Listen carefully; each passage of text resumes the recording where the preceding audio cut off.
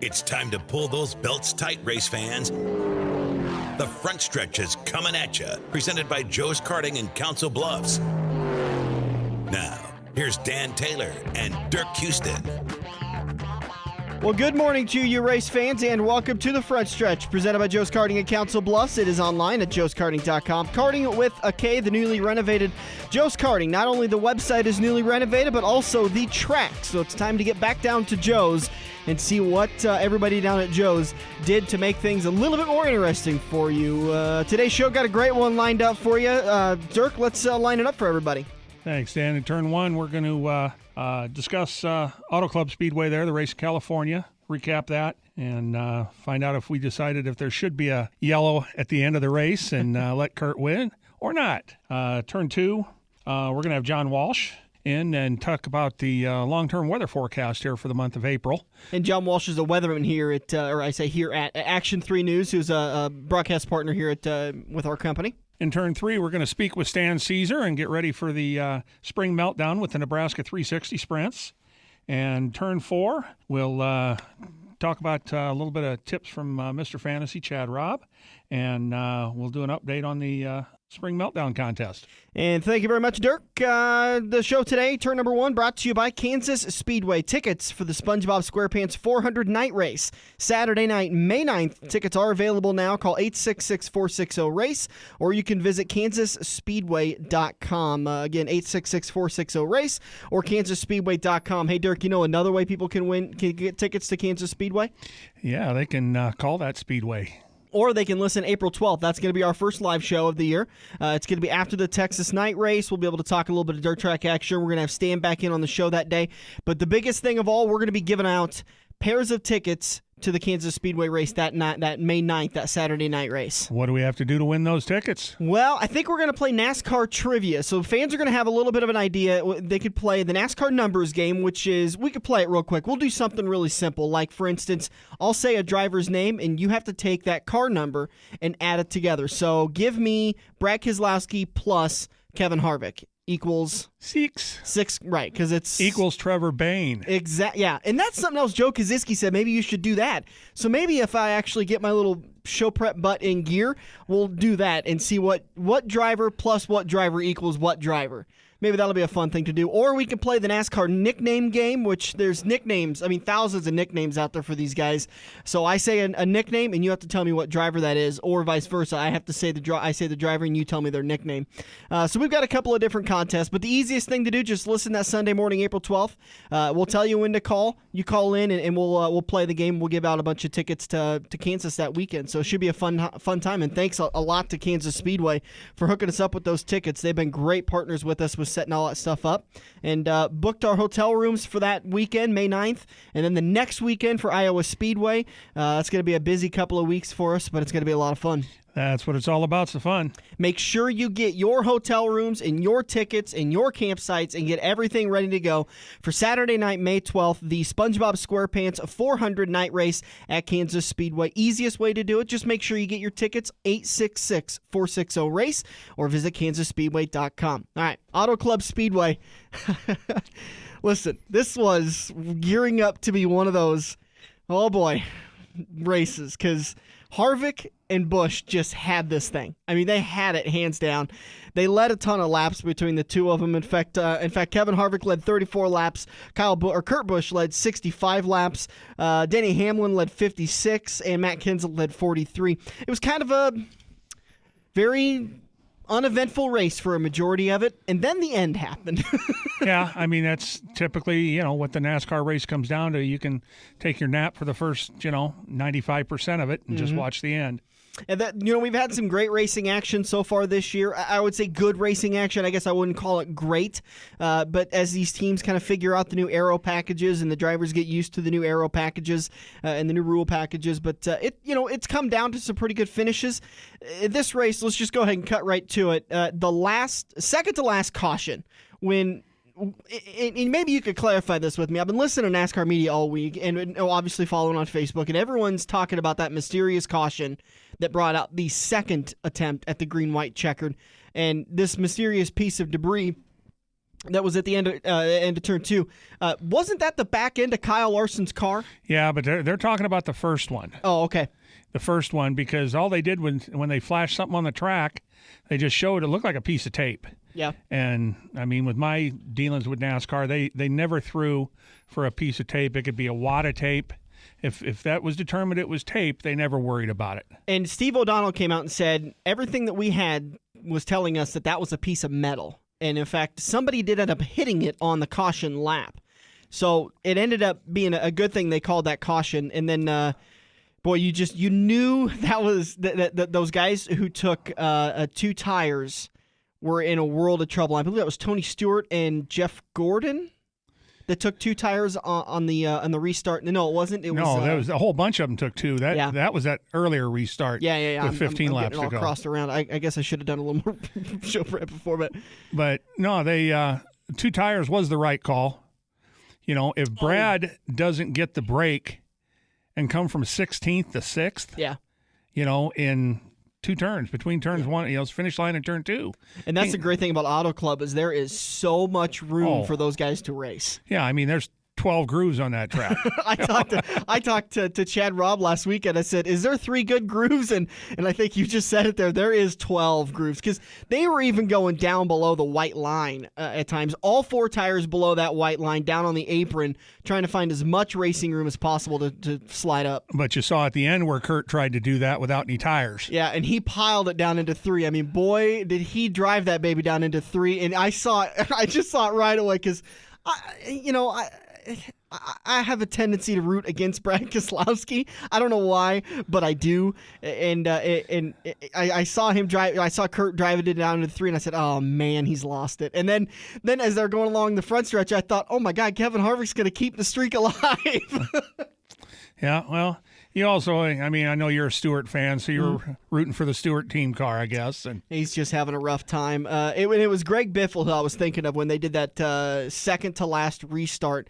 And Greg Biffle, I think he must have stayed out. He thought it was the only chance he had, because he certainly hasn't had the car to win the last 5 weeks, and maybe even the last 41 weeks of racing. I mean, they've just had terrible cars over at Roush Fenway, and an organization that just needs to get their stuff together or figure out what they're going to do. Absolutely. It's starting to get embarrassing, and you're hearing it from a guy who, and Greg Biffle, who is usually calm, but poignant when he speaks. And when he speaks with daggers. But when he starts yelling, when it's a new level of frustration. But when he brought out that, when he was out front, I thought, oh man, this is going to cause such a bottleneck. And it sure did. I mean, he got no kind of a restart. I mean, he was just left out to dry. Yep, that's tires.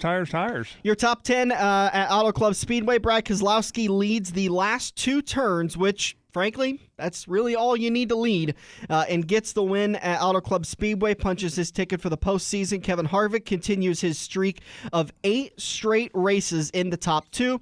Kurt Busch has a second great weekend back in the car and led 65 laps 6 different times, got a bonus point for leading the most laps and leading a lap, so he goes home with 43 points and a 3rd place finish. Paul Menard 4th, Ryan Newman 5th, couple of guys that we don't see up in the top 5 consistently, but good runs for those guys.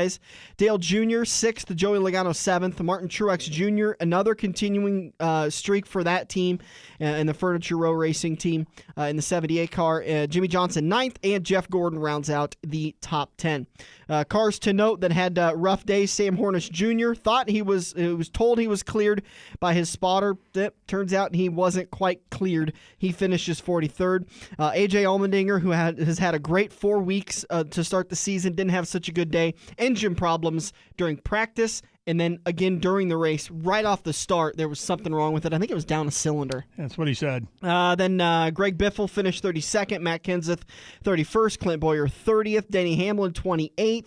Hamlin got nailed with a pit road penalty, and Dave Rogers very adamant that wasn't a justified penalty, but I think the replay showed it all. Oh, it very well was. And the official arguing with him was my old running mate, Gene Colvin. He's out of Missouri. I thought that when I wonder if Dirk knows that guy that's getting a new back end right now. That's the guy I used to hang templates with, so I know Gene real well.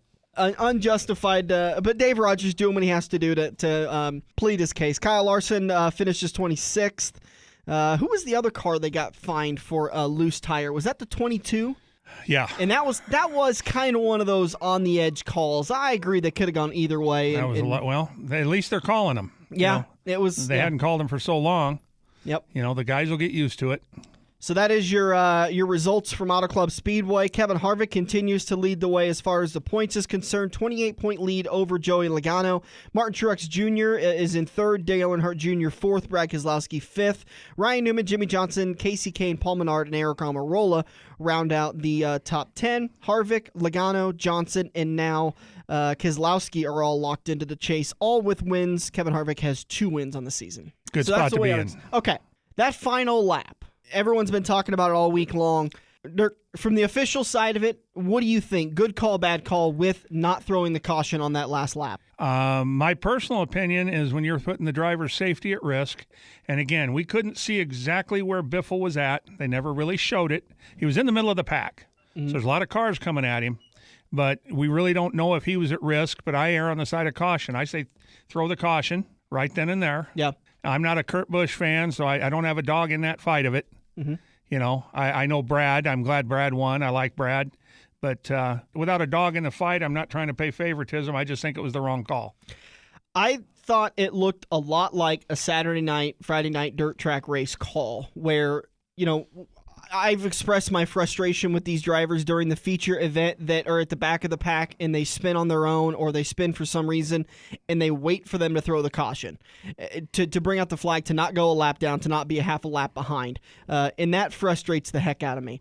If every dirt track called cautions like NASCAR does during a regular race, races would last for 12 hours. Absolutely. Because drivers spin all the time and officials wait until they have enough time to throw the caution and drivers have enough time to whoa up and to slow their cars down. I think that's what NASCAR did. They consciously made an effort to say fans like a race back to the finish line, and fans like that. And we've given them a great race these last 10 laps. So let's wait. And when Biffle hit the wall and spun, they were coming out of 2, and that's a 2-mile track. They have plenty of time. Oh, they weren't coming out of 2 yet. They were going into 1. Okay. Because Brad would have had the lead, and it wouldn't have made any difference. We wouldn't be having the conversation. Right. He got the lead in the middle of 1 and 2. Okay. And then Biffle gets it refired. Credit to Greg Biffle for continuing to go and not throwing in the towel and bringing out the caution, and then we had to rack it all up again. Because I think that would have been the third attempt had another caution come out. No, they were already past the start-finish line. They'd taken the white flag. That was a white flag. You're right. Been over. You're right. So that would have been it. And they said that it was right there underneath the flag stand, and they saw no debris on the track. Giving all of that evidence and what NASCAR has told me, I'm fine with the call. I think they took driver safety well into account. I think it just happened to be one of those dirt track racing events where there was a spin on the track and the driver drove away. There wasn't debris. There wasn't an issue for safety. And so they said, let's let him race back to the finish. Well, that's what I said. We couldn't see what peril the driver possibly could have been in. Yep. So, if he wasn't in peril, then they made the right call. All right, let's take a break. We'll come back in turn number 2. We're going to talk to weatherman John Walsh. He's going to give us an outlook on the April forecast, kind of a farmer's almanac look. We got a lot of races coming up. Just got done at Junction Motor Speedway this weekend with the spring thaw. This coming weekend, we have I-80 Speedway, Butler County Raceway, and Crawford County Speedway, all racing on Friday or Saturday night, or both in some cases. And then, then we have Eagle Raceway and I-80. Again, we have a lot of racetracks doing specials this next couple of weeks, so I wanted to get an idea from John what we're looking at as far as the forecast is concerned. We got some great rain on Monday, which, frankly, my yard desperately needed it, and the roads desperately needed it to clean off all of that junk that gets collected throughout the wintertime. I'm fine with it at this time of the year. Mondays, Tuesdays, I'm fine with rain. Let's dry out Wednesdays, Thursdays, and Fridays, and race on Fridays and Saturdays. And then in turn number 3, we're going to talk to Stan Cisar, and in turn 4, we'll wrap it all up. This is The Front Stretch, presented by Joe's Karting on AM 590, Omaha's ESPN Radio. Joe's Karting in Council Bluffs has taken a page out of IMCA's rulebook and gone crate. These brand new low-emission engines will still have you white-knuckling it all through the Metro's fastest indoor facility. Joe's Karting is now friendly for all skill levels with their brand new Honda-powered engines. It's time to get to Joe's today and find out what drivers like Jack Dover, Shaylee Bate, and Andrew Kosiski have known for years. Located in Council Bluffs and online at joeskarting.com. That's karting with a K. This is Andrew from Kosiski Auto Parts. Kosiski Auto Parts is an insurance-quality used parts supplier that can match your foreign or domestic car or truck needs. If you have a damaged or broke-down car or truck, we guarantee a clean and quality part in next-day fashion. Kosiski Auto Parts, your neighborhood premium recycled parts supplier. Call any Kosiski Auto Parts salesman today by dialing 402-731-4592 or visit us at 5040 I Street in Omaha. Kosiski Auto Parts, our quality used parts will match your car or truck's needs. Sports fans, the brightest stars of NASCAR are about to light up the night again at Kansas Speedway. Megastars Dave, Danica, Carl, Clint, Jeff, and more. Saturday, May 9th, it's our second annual NASCAR Sprint Cup Series night race. Parking is free and coolers welcome. Tickets on sale now with even more seats for $99 or less. Kids tickets just $29. Call 866-460-RACE or visit kansasspeedway.com today. We're hooked up in turn 2 and still showing the green flag on the front stretch. Welcome back to the show, race fans. Turn number 2 brought to you by Kosiski Auto Parts, online at kosiski.com. We're talking about I-80 Speedway coming up this weekend. The Spring Meltdown practice is on Thursday, then racing on Friday and Saturday night. You can get your tickets online, I-80speedway.com. Just go to the regular schedule, and then there is the buy tickets option. As I knock over my water bottle. And water and electronics, it's been my experience that they don't mix very well. All right, here we go. Back on track. Spring Meltdown, MLRA, CBC, Nebraska 360s, A-Mods, Stock Cars, and Pro-Ams. Don't forget to hang on to the show. Coming up in turn number 3, Stan Cisar is going to join us to get you ready for the Nebraska 360s and talk about who has pre-registered for the Spring Meltdown. But joining us in the studio now, the weatherman for KMTV on the Weather Alert team, John Walsh. Great to have you back in the studio, sir. I'm glad to be back. It's nice to have racing season just around the corner again. It's been a long winter. We've been talking all winter about how great it's going to be when racing season gets back, and it's finally back. Junction Motor Speedway raced this weekend on Friday and Saturday. Now we got I-80 and Crawford County and Butler County racing this coming weekend. Then I-80's back next weekend, and Eagle, and oh man, April's finally here, and then it just keeps piling on in May. So yeah, it's great to have racing season back. And thank you, by the way, for Mother Nature for that little bit of rain earlier this week on Monday. I think it kind of helped track prep crews ease a little bit. It's a lot easier to work with a well-moistened track rather than a down old, dirty, dry old track. Yeah, I agree. And, it's nice that it's liquid. Yeah. Spring Meltdown really doesn't apply this year, which is a good thing. We melted down, what was that, beginning of February when we had much. that a foot and a half or so of rain or snow, and then all of a sudden the next day it melted all away because of 60 degrees. But I wanted to have you in the studio, kind of do a little bit of a preview, hoping to do this once a month, kind of have you in the studio and kind of talk about the weather to come. Obviously, we've got some big races coming up in the next week to 2 weeks. So let's talk about Nebraska weather for this coming weekend. Any storms, any precipitation looking in the next couple of days that might hinder Butler County or I-80 Speedway? That is the one we've got a little bit clearer idea. In terms of that, it looks like the practice may run into a few problems. There's some indications by both forecast models, actually, that we're going to be seeing a little bit of rain late Thursday night and probably over with by Friday, though, in terms for the actual races themselves, which is good news. And then we'll just have some cooler weather behind that. So I think the races themselves should be okay. I'm not so sure about the practice on the 2nd. Maybe seeing a little bit light rain then, but it should be over with by Friday. A little bit cooler. We're talking about lower 50s probably Friday afternoon, and then by the time the races start, probably dropping through the 40s. So a little bit chilly, which you expect in early April. So that'll be good. We may be able to dodge some raindrops for that. Now, in terms of the rest of the card, I-80 again on the 10th and 11th. As we head farther into April, it looks like that we're going to be seeing kind of the same weather pattern that we've had March and February, whereas we have not to get too technical here, but a big ridge off in the western half of the country, that trough in the east, which means that most of the precip will be to the east of us. Although within the next, I say 8 to 14 days, we have a little bit above normal chances of seeing some rain, but that's inclusive of what I talked about earlier on those showers on the 3rd and the 4th, or on the 2nd and 3rd, excuse me. But it looks like we're in a pattern now where it's going to be fairly dry for us, and we'll see temperatures probably pretty close to normal, which in April is about 63 degrees, and typically for the month we average about 2 and 9600ths. But if that pattern holds, we're going to be seeing sort of the same pattern. So I think that's conducive to some dry nights for the races. Now, that's not to say that we're not going to get, some showers, a few systems roll through here. But it looks like for the month of April, it looks like most of the rain is going to be, or the better than normal chances for rainfall will be in the southwest, southwestern half of the U.S., central, Southern Rockies, and then back toward the Great Lakes, whereas we're going to be seeing really some equal chances of seeing some normal rainfall. So it'll be pretty much status quo for us. Of course, we get April showers this time of year. One other point to bring up, though, we are in what's called an El Nino pattern, which typically in springtime means less storminess. Take that for what it's worth. But the thing is, I just throw that out there at the end. Yes. As soon as you said that, I picture Chris Farley on Saturday Night Live and the El Nino skit that he did. That popped right in my head. Exactly. So that's why I was laughing. I'm sorry. Hey, John, working also with the 4th. I know they do have a Dairy Brothers show up at Crawford County, which is 60, 70 miles northeast of Omaha.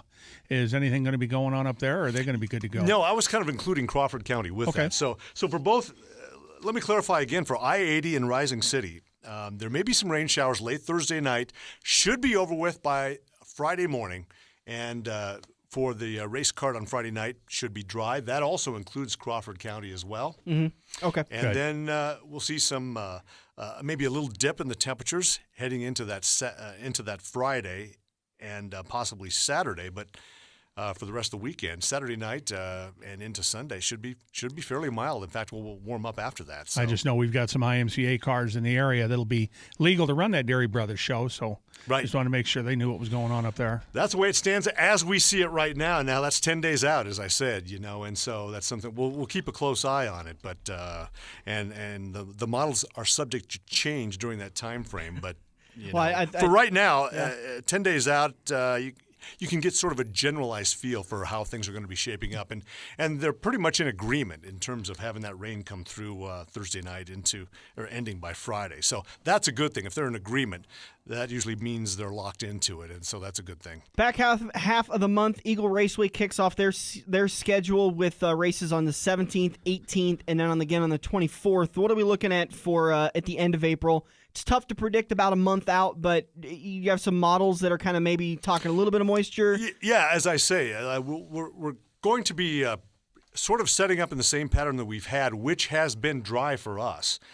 We haven't had a lot of rain. So this far out, I would say it looks like if the pattern sets up the way it's been so far, the middle and later parts of April should be relatively dry. Mm-hmm. Again, I qualify that by saying that doesn't mean there's not the odd weather maker that may come through here giving us a quick shot of rain. It's a little bit too far out to predict specifically that.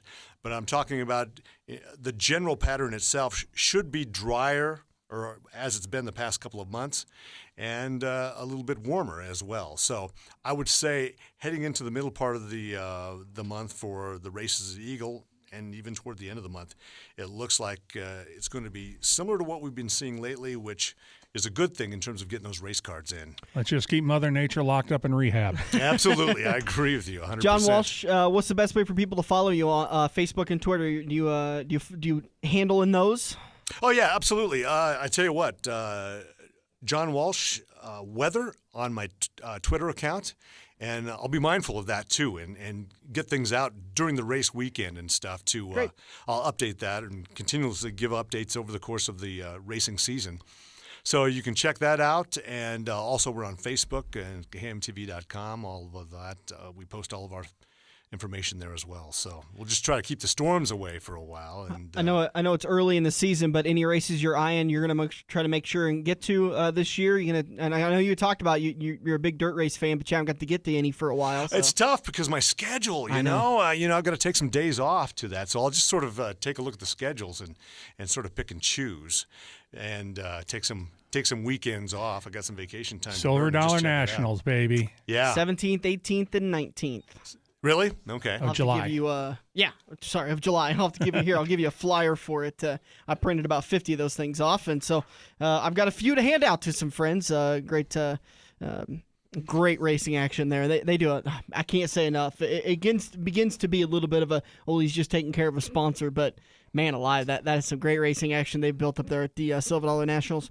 John Walsh of the Weather Alert team, buddy, appreciate you stepping in and helping us out. Absolutely, anytime. We'll do it again. We'll try to talk to you again at the beginning of May or the end of April to kind of get an idea of what May's going to bring. So. Actually, let's talk. I've got a few more minutes left. What's the long term look like? Do you have any idea? Like, are we going to have another dry summer? Are we going to get a little bit more? Is this going to be a 2013 toward 2012 summer where we had plenty of rain, that everything was flooding, or is it going to be 2013, 14 where it's a little bit more dry? Well, I'll tell you what, the long range patterns kind of have us in that. It's keeping the rain like to the south of us. You know what it's been lately, and it gives us the way this works out. Where we're at is equal chances of normal precipitation. How's that for being vague? Well, but that's what you get for 3, 4, 5 months out right now. But the way the weather patterns are right now, it looks like things will be pretty much normal for us during the summer months. Now, like I said, during the early part of the spring. With the long range pattern that we have, or the pattern that we've got setting up where the waters out in the Pacific are warmer than normal, typically that means less storminess than what we saw like last year, which was just the opposite of that. The waters out there were cool. So we'll keep our fingers crossed and hope that holds during the racing season as well. We don't need the storms anyway. The rain's always good, but we don't want to see we had kind of an active storm season last year, and it was pretty nasty. Absolutely. So we'll try to avoid that. But right now it looks like we're looking at pretty much normal precip for us. And like I said, for April, that means close to 3 inches. May, a little bit more than that. And, of course, May and June is our stormy season. So you're going to pretty much figure there's going to be some nights in there where we're going to have to be dodging the thunder and lightning, no question. Again, appreciate you coming in, bud. Absolutely. And we'll keep you posted, and I'll on Twitter and stuff, and give updates in terms of the forecast before the race weekends, just to give folks an idea the different schedules, and I'll coordinate that with you over the next several weeks. You bet. All right, John Walsh of the Weather Alert team here on Action 3. You can follow him on Facebook, Twitter, and find him on action3news.com. Appreciate you coming in, sir. Stan Cisar just around the corner at turn number 3. We'll get you ready for the Nebraska 360s at I-80 Speedway for the Spring Meltdown. Plus, we'll talk a little bit of Eagle Raceway for the races coming up at the end of April. This is The Front Stretch presented by Joe's Karting on AM 590, Omaha's ESPN Radio. Sports fans, the brightest stars of NASCAR are about to light up the night again at Kansas Speedway. Megastars Dave, Danica, Carl, Clint, Jeff, and more. Saturday, May 9th, it's our second annual NASCAR Sprint Cup Series night race. Parking is free and coolers welcome. Tickets on sale now with even more seats for $99 or less. Kids tickets just $29. Call 866-460-RACE or visit kansasspeedway.com today. Are you looking to book your next outing? Look no further than Joe's Karting in Council Bluffs. Located just north of Bass Pro Shop, Joe's Karting can handle outings of well over 100 plus people. Bachelor parties, corporate outings, team building, birthday parties, and much more. Give Buddy a call today and reserve your outing. Joe's will even work with local restaurants to cater your event. Book yours today at joeskarting.com. That's karting with a K. It's time to get to Joe's and find out what everyone already knows. If you love wings, if you love rings, and all kinds of other tempting things, great times, great food, get to Quaker Steak and Lube. Quaker Steak and Lube is the official watering hole for the front stretch and the best place to catch all the NASCAR action today. Open at 11 a.m. with delivery available to Council Bluffs. Great times, great food, get to Quaker Steak and Lube. feather the brake, and get back to the gas. Dan and Dirk are headed into turn 3 on the front stretch. Welcome back to the show. Rolling into turn number 3, and as promised, we are delivering the man that is behind the microphone at several touring series and several racetracks around the area. Stan Cisar, how you doing, sir? Hey, real good. Hey, I was thinking about this the other day. You've probably given uncountable number of drivers nicknames. Do you have a nickname? Not so much anymore. Voice of the stands. Voice of the Speedway, I guess. I was thinking Stan the Mic Man. Yeah. I think Voice of the Speedway, I guess, is a moniker on most of the chat rooms and social media. Well, we wanted to have you on board because it's so good to see this. Say this. It's racing season again. Yeah, it's going to be great. We'll kick things off, coming up April 3rd and 4th at I-80 Speedway with the annual Spring Meltdown. A lot of great action going on that night. Again, practice is this coming Thursday, and then Friday and Saturday for the Spring Meltdown, MLRA, CBC, Nebraska 360s, A-Mod, Stock Cars, and Pro-Ams on both nights. On Friday night, it's going to be a 7:15 green flag. On Saturday night, they're going to roll it ahead a little bit, a 6 o'clock green flag. So I want to have you in a little bit, talk about the Nebraska 360s as you are kind of the de facto voice for that series. As you tour around and follow their, about 20 races this year they have? Yeah, they got a pretty exciting schedule for 2015. 20 races on tap. They kick things off with the doubleheader, of course, the Spring Meltdown at I-80 Speedway. And then the following race, actually the third race, comes back to I-80 Speedway on May 1st. They go to the first of 4 races at Butler County Speedway, visit the Park Jefferson Speedway up in Jefferson, South Dakota a couple times this year, Junction Motor Speedway out in McCool Junction, Nebraska. Got 3 events out there, and for the first time ever, they're heading out going just a little bit farther west, going out to Lexington, Nebraska for a race out there. They got a 2-night deal to where they're going to go to Junction Motor Speedway and then on a Saturday night and then travel on Sunday night out to Lexington. It'll be the first time they ventured that far west, but should be a great year. Like I say, 20 races on the schedule and some exciting news in the purse department. They up the ante just a little bit. Races are going to pay the regular races are going to pay $1,200 to win. The special events, $350 to start this year. They up the ante, the starting money on that, and a lot of great contingency awards, $200 every week from Speedway Motors. Electrical Systems Incorporated, they do the podium draw for $300. Select Auto Body has a Heart Charger award, $200 every week. They've got a lot of great product contingency awards, and like I say, a pretty good point fund. Of course, the folks at Carpetland and Speedway Motors stepping up to the plate and they provide a pretty good point fund. And a lot of the same regulars that have been following that deal. And with the demise of the ASCS Midwest region, all the local guys, there'll be some travelers coming up. I know we talked a little bit about the early entry for the Spring Meltdown. Daniel Lasowski, I believe, coming up from Missouri. Jay Russell from Kansas. Expecting a contingent of cars from Minnesota and South Dakota, over in Iowa, over in Knoxville and stuff like that. Craig Agan or John Agan and guys like that will be coming over. I'm sure Dusty Zomer will be in the house in the Buffalo Wild Wings car. Those guys following the 360s and the 410 Tour. And that's more exciting news that we'll probably talk about later in the season, and we've even talked about on previous shows, the new National Sprint League. They're going to have 5 races in our area, and that's 410 sprint cars, and they've got a great field of drivers lined up that are going to follow the whole tour, as well as a lot of guys dropping in for the big money events. And the NSL made a big announcement earlier this week as 34 Raceway in Burlington, Iowa is their kickoff for their inaugural season, Saturday, April 11th. And they made a big announcement this week. Yeah, and last year, we helped celebrate Steve Kinser's birthday when the World of Outlaws was out at I-80 Speedway and with the cake and everything, and got a chance to talk to him. Had a great interview last year, but he's still going to race on a limited basis this year, and one of his events coming up is the inaugural NSL race over in Burlington, Iowa. The King's going to be in the house on that one, and things are looking like I'm going to be driving over and along with Chuck Zitterich and take that event in. But I get the opportunity to share the mic with Bill Wright on probably 6 or so of those races whenever they travel west. So I'm looking forward to that. I think I can't hardly wait. I think it's going to be a great series. And talking about Steve Kinser, not that we didn't expect it, but sure didn't stay retired for long, did he? Well, I don't think he he was going to retire from full-time racing. Yeah. You know, he's still going to race. I mean, and but I just don't think he wanted to beat up and down the road like the Outlaws do every exhausting. year. They have some 90 some races a year, don't they? Yeah, and they go from coast to coast, and he's been doing that for a lot of years. 20-time world champion. At some time, you know, I guess you got to feel like I thought I was going to slow down a little bit. It seems like I'm picking up speed. You know, I was going to say this year's racing schedule doesn't say that. A few years ago, I cut back to doing one track, and this year I had to get a new day planner just to remind myself where I'm supposed to be every weekend. You know, because you're announcing for the 360s, doing some regional stuff for the NSL.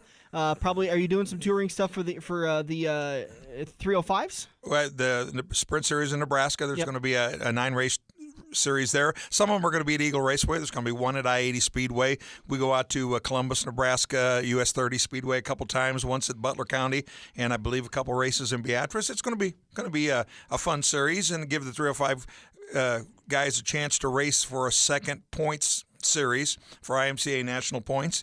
And you know, it's going to be a great deal. I think a lot of guys are looking forward to following that deal, and it'll give some other tracks in the area a chance to experience sprint car racing. I hope you're using your Hy-Vee fuel saver card. Oh yeah, that's the little HHR. You know, it gets pretty good mileage. That's my highway vehicle. I love driving that thing out to all the races. I'm hoping fuel prices stay the same for this summer. I mean, that could save a lot of teams a lot of money. Oh, if what we were at about $3.75, $4 a gallon when race season ended in 2013. That's when I quit driving the truck full time and got the second vehicle. But that little buggy gets down the road pretty good, and we've crammed 4 people in there and taken in some races, you know, and it's a great time. Well, we crammed a lot of people in Joe Proctor's car that day. We all went to lunch. But his car can fit it. He's got a nice little car. Yeah, and you know, I don't know if you mentioned it on the show or not yet, but we'll be sharing the booth on occasion out at I-80 Speedway, and along with Joe Proctor. Once in a while, he'll be the regular announcer, I think, and we'll be there from time to time. And a lot of times, you and I will be getting to work together, and should have some fun. I'm really excited about that. No kidding. Last 3 nights, I've dreamt about it. Oh. How was it? It was the typical. Well, there wasn't any racing going on. It was me. You know, that typical, like, if you were in acting when you were in high school and the night before the play, you have that dream that you go on stage naked or you forget all your lines, and it's always the embarrassing thing. So that was the outcome of it. Thanks for sharing that with us. Luckily, it's in my dreams. No one has to endure that. Well, I tell you, you know, like I said, I'll be doing, you know, most of the specials down there, all the sprint car specials and a few of the late model specials. Of course, you know, sometimes the touring service will bring their own guy in, but I get a chance to share the mic when John Gibson comes in with the Outlaws, and when Bill Wright comes in, he'll be doing kind of double duty. He'll be doing some of the announcing and a lot of the PR work with the new NSL, and got a chance to talk to him and talk to Chuck last week, who's their competition director, and he was formerly with the ASCS Midwest, and he's made the transition, and I believe they're going to use some regional announcers as the series travels into different areas, and hopefully get to share the mic the way it sounds and have a good time, because I love good sprint car racing, and I think that the NSL it's going to be the hottest ticket in the area for 2015. I wanted to talk a little bit about the NSL. Now, as we get closer to the official kickoff, I think their first race is, when is that? Is that May? April 11th. I believe. Is that April 11th? They're at Eagle. They'll be at Eagle on May the 8th. There we go. So we're going to have them on the weekend before that, and we're going to have you back in the studio to kind of talk about it. But and talk with Bill, yeah. And you and I talked about it over lunch. They're doing it right. They didn't just put a series together and some points funds and hope the drivers would turn out. Bill Wright is putting out press releases every week, if not every other week, talking about a new contingency award that they've brought on board.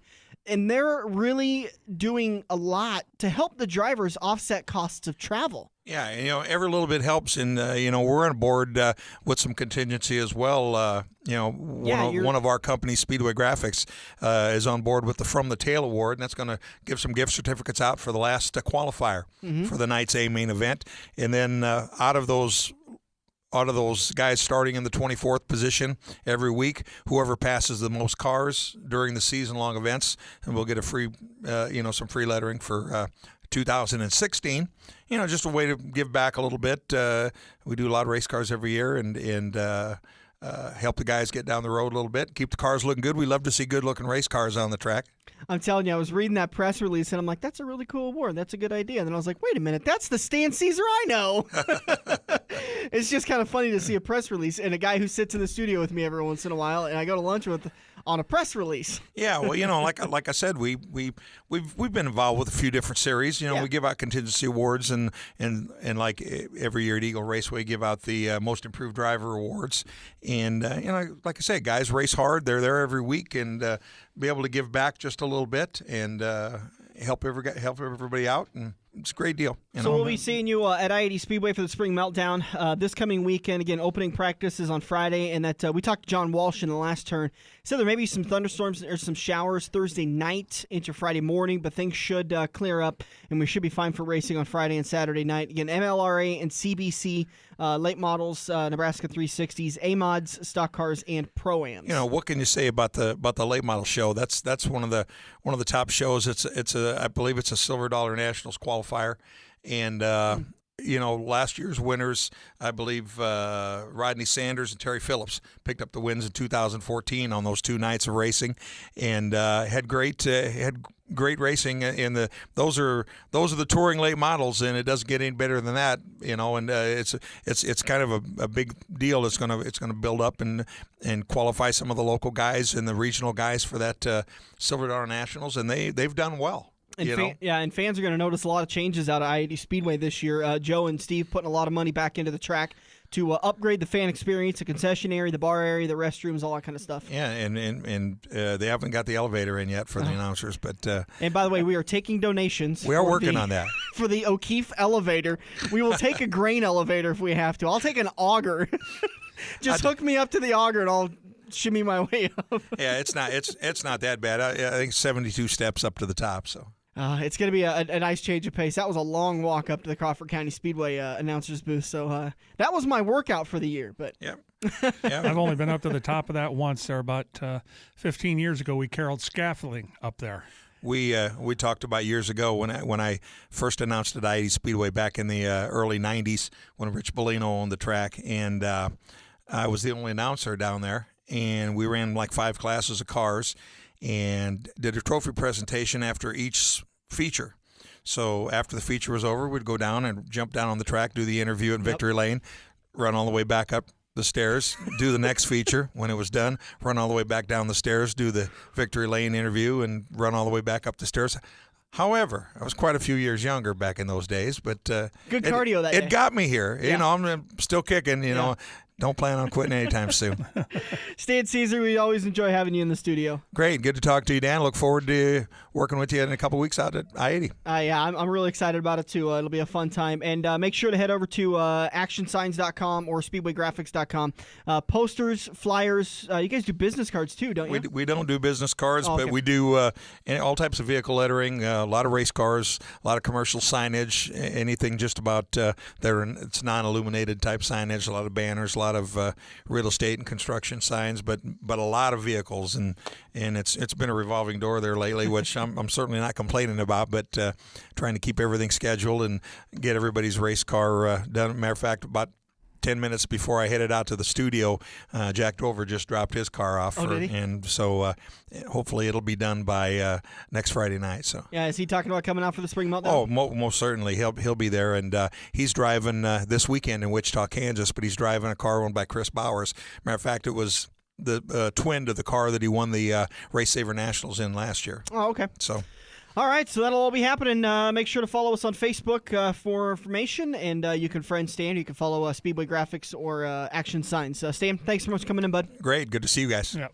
And we'll be back in turn number 4 to wrap it all up. This is The Front Stretch on AM 590, Omaha's ESPN Radio. Sports fans, the brightest stars of NASCAR are about to light up the night again at Kansas Speedway. Megastars Dave, Danica, Carl, Clint, Jeff, and more. Saturday, May 9th, it's our second annual NASCAR Sprint Cup Series night race. Parking is free and coolers welcome. Tickets on sale now with even more seats for $99 or less. Kids tickets just $29. Call 866-460-RACE or visit kansasspeedway.com today. Joe's Karting in Council Bluffs has taken a page out of IMCA's rulebook and gone crate. These brand new low-emission engines will still have you white-knuckling it all through the Metro's fastest indoor facility. Joe's Karting is now friendly for all skill levels with their brand new Honda-powered engines. It's time to get to Joe's today and find out what drivers like Jack Dover, Shaylee Bate, and Andrew Kosiski have known for years. Located in Council Bluffs and online at joeskarting.com. That's karting with a K. It's checkers or wreckers as we enter turn 4 on the front stretch, presented by Joe's Karting in Council Bluffs. Just about ready to wrap this baby up. We are rolling into turn number 4 here on the front stretch, and wanted to cover a couple of NASCAR news and notes throughout the week that have happened. On Wednesday, NASCAR issued penalties for the number 33 team that competes part-time in the NASCAR Sprint Cup Series as a rules infraction, and I'm glad you're a part of the show now, Dirk, because you can clarify exactly what the heck this means. P4 was the violation of the penalty, and it looks like the rules, according to JC.com, the 3/4-inch diameter magnetic steel truck trailing arm mounting bolt was not installed horizontally. What does that mean? That means that they probably had something set up there with some flexibility that would allow it to move a little bit, maybe trying to grab a little lateral bite or some forward bite. You know, it's supposed to be designed basically just like a pickup. That, you know, bolt should go from left to right or right to left and be in a solid location with some type of a bushing. Okay. So where it's not supposed to move. Okay. And my guess is they had it set up to where it could move a little bit. It is kind of unique in the fact that that 33 car is a children's car, an RCR car, and none of the others were in trouble for the same thing. So that's something that he said it was Slugger was the crew chief on that Slugger one. Labby, yep. He stepped out on his own there evidently and tried to push something through and got busted. Could this have been, and I hate to speculate because it just fuels rumors, but was this a, hey, you guys aren't a part of the normal stable, you're an extra team, you guys want to try maybe doing this and see if we get away with it for a couple of weeks? The only person that's going to be able to answer that is somebody from the RCR camp. But yeah, I mean, answer that. but you know, they do experimental stuff. There's stuff that are tried in engines, and you know, I know that Brendan Gaughan's cars that he's driving there are old RCR cars, and it looks like they've got a super conservative setup in the cars. You see him; he finishes a couple laps down, but he's finished every race, and he's not tearing up equipment. Yeah, you know, so they might be doing some experimental stuff on those cars also. By the way, we'll make sure and get an interview with Brendan while we're down at Kansas Speedway, and then maybe even the next weekend. Let's see. No, they're not there at at Kansas because it's just Trucks and Cup that weekend. But we'll talk to him. We're going to maybe follow him around at Iowa Speedway because, God, that guy's a bundle of fun. That he is. All right, let's go back to this rules infraction. You know, kind of an ignorant guy. I know my way around a vehicle. What is a truck trailing arm? It basically locates and holds the rear end to the car. Okay. You'll have, you know, like the axle, the housing, all that correct. stuff. Okay. The whole rear end assembly. You'll have 2 control arms on the top, which are usually fairly short, and the truck trailing arms they're like 4 foot long. They're just like a regular pickup truck, and they almost mount into the center of the car, all the way from the rear end. They mount at a little bit of an angle. Okay. And but they're not supposed to be adjustable. So. And that rules infraction, again, it's a P4 penalty outlined by NASCAR, states that Slugger Labby, crew chief for the number 33 car, is fined $50,000 and placed on suspension for the next 3 Sprint Cup Series championship races, plus any non-championship races or special events, which there isn't any scheduled for the next 3. No. So yeah, Sprint Cup, the All-Star race isn't. Correct. 3, yeah, so he's 3 races. He's on probation until December 31st. In addition, car owner Joe Falk has been docked 25 championship car owner points. You can so that's the way that infraction rolled out. So first kind of big penalty of the year comes from the 33 team. We've seen fines, monetary fines, placed on probations, but I think this is the first suspension we've seen yet. Yeah, I haven't read any other suspensions, that's for sure. J.D. Gibbs had some kind of frightening announcement earlier this week. Obviously, J.D. Gibbs, the son of race team owner Joe Gibbs, and J.D. has been diagnosed with a symptoms impacting areas of brain function. They believe this comes from earlier head traumas earlier in his life, but they weren't significant enough to reference or identify. NASCAR put out a statement. Brian France says, all members of the NASCAR and France family extend our thoughts and prayers to JD Gibbs and his loved ones. We've all watched JD grow up in our loving community, within our community, and he has always represented himself, his family, and the entire Joe Gibbs Racing organization and NASCAR with the utmost professionalism, enthusiasm, and energy. Scary when you talk about that kind of stuff. Well, brain trauma. Yeah, but I mean, let's go back to Joe being a football coach. You know, that very well could be. I'm literally speculating, but I'm sure I know Joe's other boy, Coy, was a linebacker at Stanford. Mm-hmm. And I'm sure JD somewhere along the line played a little football. I know he did a little bit of racing. He didn't do a whole lot of racing, but, super nice guy.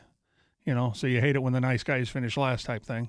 Also, NASCAR has reduced the number of tires for several tracks. They announced a modification to the rule book on Tuesday.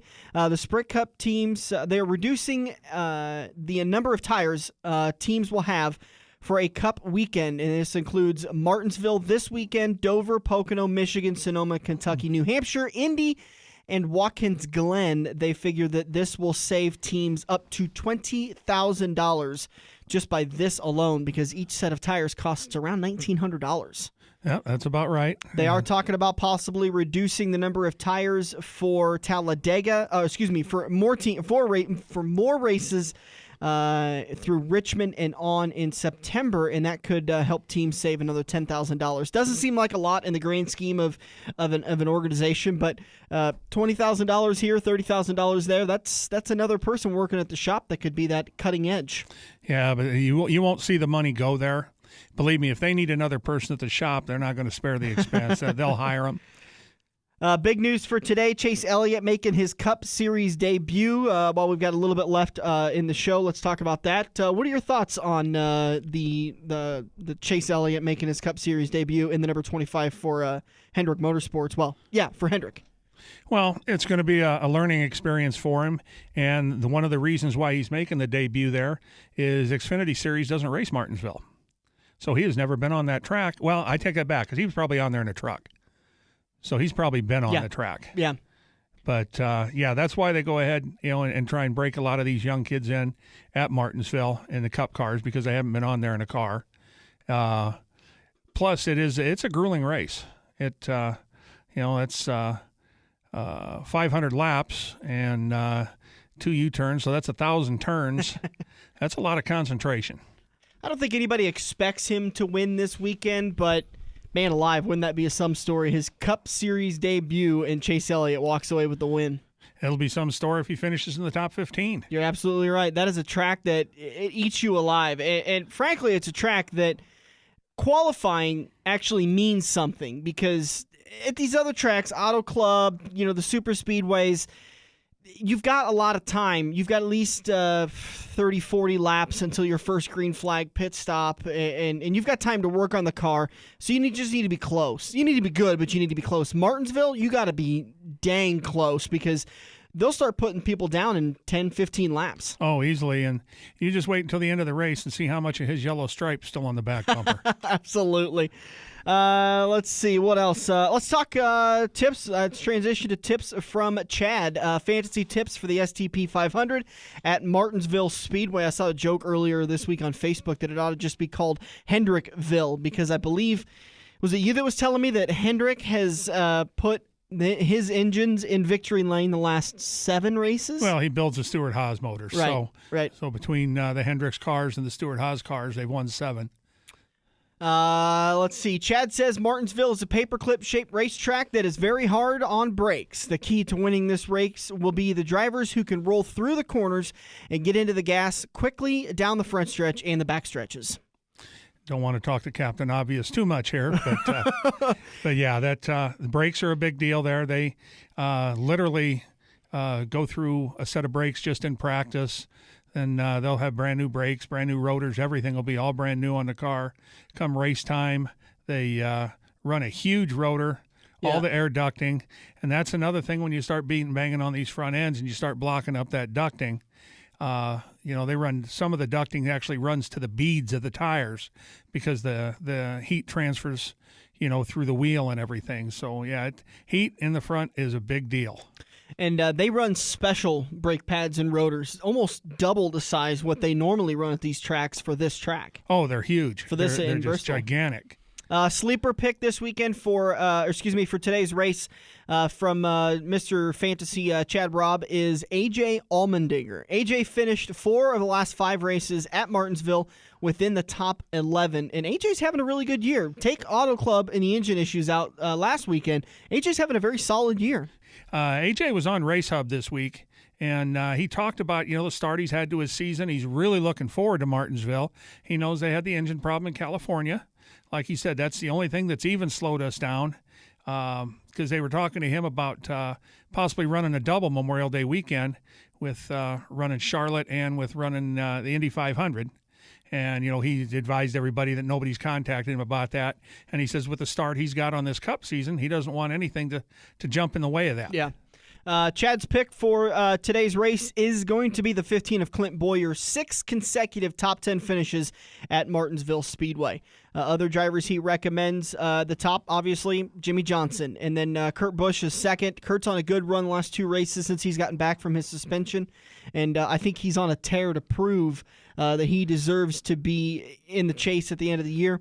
Jeff Gordon, this could be a track that he finally gets things straightened out. They've had a rough start to the season, a very uncharacteristic rough. The way they finished last season, it's just shock to a lot of people with the way that 24 team is struggling. That's correct. He hasn't had one ounce of luck yet this year, and Kurt Busch won this race a year ago. Mm-hmm.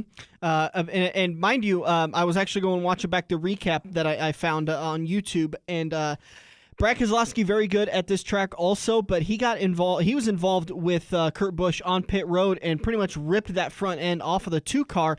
They had some spitting and spouting as the race went on. Brad wasn't very happy with the 41, but Kurt able to get by Jimmy Johnson at the end of that race and win it. So Jeff Gordon is the third recommendation for Martinsville Speedway today from Mr. Fantasy. Dale Jr. is 4th, and then he says Denny Hamlin will be your last pick. So a Toyota sticking its nose in there where Chevrolet and Hendrick has dominated so much.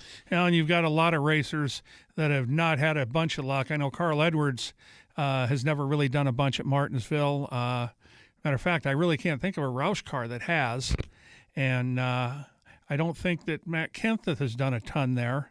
He didn't do too bad. I think this race last year, I think he did well, because they always talk about how he struggles at short tracks. But I think the Chase race last year, he did very well in, I think he got like a top 10 or a top 5 finish or something like that. Yeah, he might have. That's what I said. I don't recall exactly what he did, but I know in the spring race he didn't do anything. And Chad says Kevin Harvick's streak comes to an end today. It will not be 9 straight finishes in the top 2.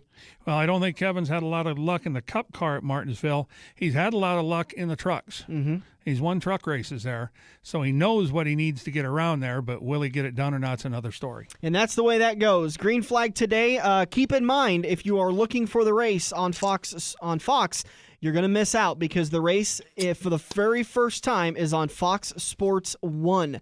So make sure you check your cable provider to make sure you have that tier. If you don't have that, all the action will be on the big screens at Quicker Steak and Lube in Council Bluffs, the official watering hole of the front stretch. And Green Flag is set for noon, again, on Fox Sports 1, and it will be on MRN on your radio. Thank you so much for joining us, Dirk. Have a fantastic Sunday. Enjoy that race for the clock. This has been the front stretch presented by Joe's Karting on AM 590, Omaha's ESPN Radio. We have all been there before. Broken car part in your hand and some snot-nosed punk behind the counter has no idea what he is talking about, but he guarantees that this part will fix your car. You pay an arm and a leg for the replacement, get it home, and sure enough, it doesn't fit your car. Now, learn from your mistake and give an experienced salesperson at Kosiski Auto Parts a call today at 402-731-4592. Kosiski Auto Parts will get you back on the road with your arms and legs still attached. If you love wings, if you love rings, and all kinds of other tempting things, great times, great food, get to Quicker Steak and lose. Quaker Steak and Lube is the official watering hole for the front stretch and the best place to catch all the NASCAR action today. Open at 11 a.m. with delivery available to Council Bluffs. Great times, great food. Get to Quaker Steak and Lube. Are you looking to book your next outing? Look no further than Joe's Karting in Council Bluffs. Located just north of Bass Pro Shop, Joe's Karting can handle outings of well over 100 plus people. Bachelor parties, corporate outings, team building, birthday parties, and much more. Give Buddy a call today and reserve your outing. Joe's will even work with local restaurants to cater your event. Book yours today at joeskarting.com. That's karting with a K. It's time to get to Joe's and find out what everyone already knows.